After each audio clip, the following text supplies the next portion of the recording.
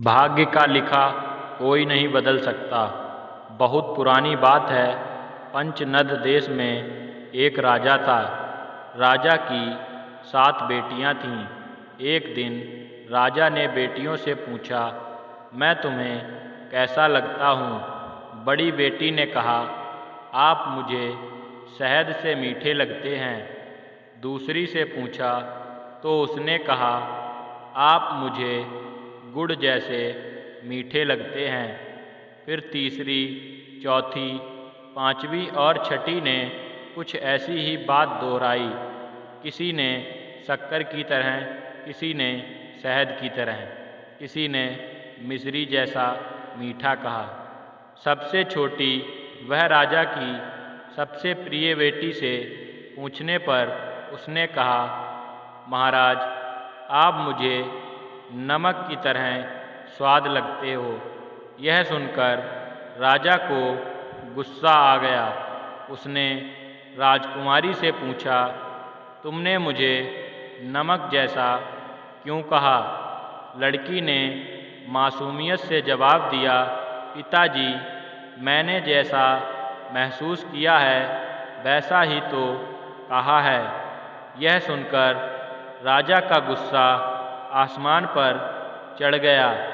और यह तो हम सभी जानते हैं कि गुस्से में आम आदमी भी होश हवस खो बैठता है। उसने लड़की से कहा, नालायक, मैं तुझे इसकी सज़ा दूंगा। लड़की बोली, मेरे भाग्य में जो लिखा है वह होकर रहेगा। वैसे राज ज्योतिषी ने मेरे भाग्य में रानी बनने की बात कही है। राजा ने गुस्से में सेवकों को आदेश दिया कि नगर से किसी भी कोढ़ी आदमी को उठा लाओ और इस छोटी लड़की की शादी उससे कर दो। राजा की बात सुनकर सब लोग चिंता में डूब गए। रानी ने हाथ पांव जोड़े।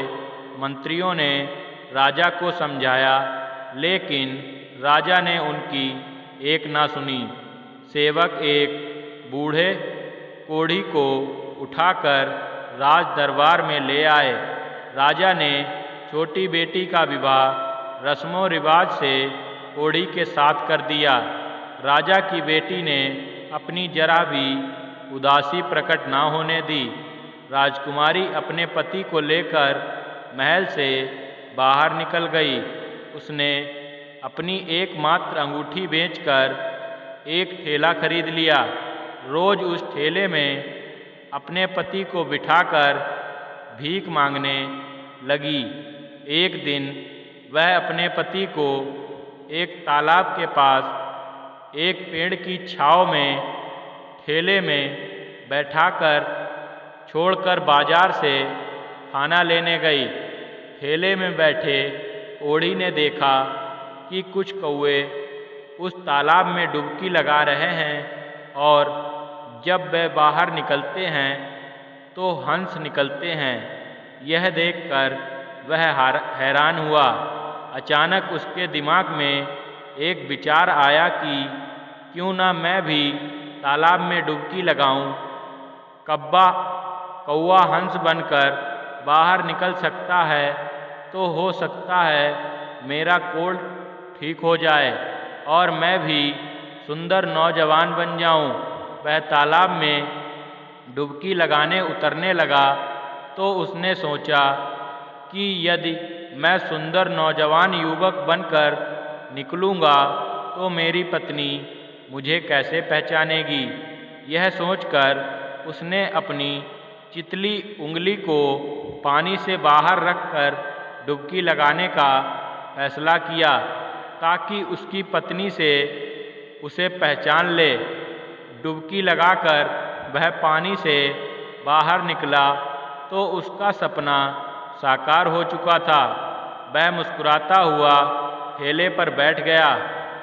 जब राजकुमारी वापस आई तो उसने देखा कि उसके पति की जगह एक सुंदर नौजवान ठेले पर बैठा हुआ मुस्कुरा रहा है। उसके मन में ख्याल आया कि शायद इस नौजवान ने उसके कोढ़ी पति को मार डाला है और अब उससे शादी करना चाहता है। यह सोचते ही उसकी आंखें गुस्से से लाल हो गईं। वह युवक से बोली, बता मेरा पति कहाँ है, नहीं तो मैं तुझे मार डालूंगी। युवक ने हंसकर कहा, पगली, मैं ही तेरा पति हूँ। परंतु वह ना मानी और रोते हुए बोली, तुम मुझसे झूठ कह रहे हो। मैं पतिव्रता स्त्री हूँ। मेरा पति ही मेरा परमेश्वर है। मैं तुम्हारी चाल में नहीं आऊँगी। तुम्हें मारकर खुद भी मर जाऊँगी। यह कहते हुए उसने अपनी कटार निकाल ली। नौजवान युवक अपनी पत्नी के सच्चे प्रेम की मन ही मन सराहना करने लगा। उसने अपना हाथ, जो अब तक पीछे छुपा रखा था, सामने कर दिया और अपनी वह उंगली दिखाई जिसमें कोढ़ का निशान अभी भी बाकी था। राजकुमारी ने अपने पति को पहचान लिया। युवक ने बताया कि वह कश्मीर का राजकुमार है। एक बार उसने भूलकर एक साधु का अपमान कर दिया था। उसकी जरा सी भूल के कारण साधु क्रोधित हो उठा था और उसने मुझे कोढ़ी होने का श्राप दिया था। कोढ़ी हो जाने के बाद वह खुद ही अपने पिता के राज्य से दूर पंचनद में आ गया था। इस चमत्कार को देखकर राजकुमारी की खुशी का ठिकाना ना रहा। राजकुमार अपनी पत्नी के साथ अपने राज्य में लौटा। उसके पिता उसे देखकर खुश हो गए। उन्होंने उसी दिन उसे राजगद्दी सौंप दी। इस कहानी से हमें यह सीखने को मिलता है कि भाग्य का लिखा कभी नहीं मिटता। इसलिए जो भाग्य में लिखा होता है वह होकर रहेगा। अगर आपको हमारी वीडियो अच्छी लगी हो तो आप हमारे चैनल सोलू स्टोरी को सब्सक्राइब करें। धन्यवाद।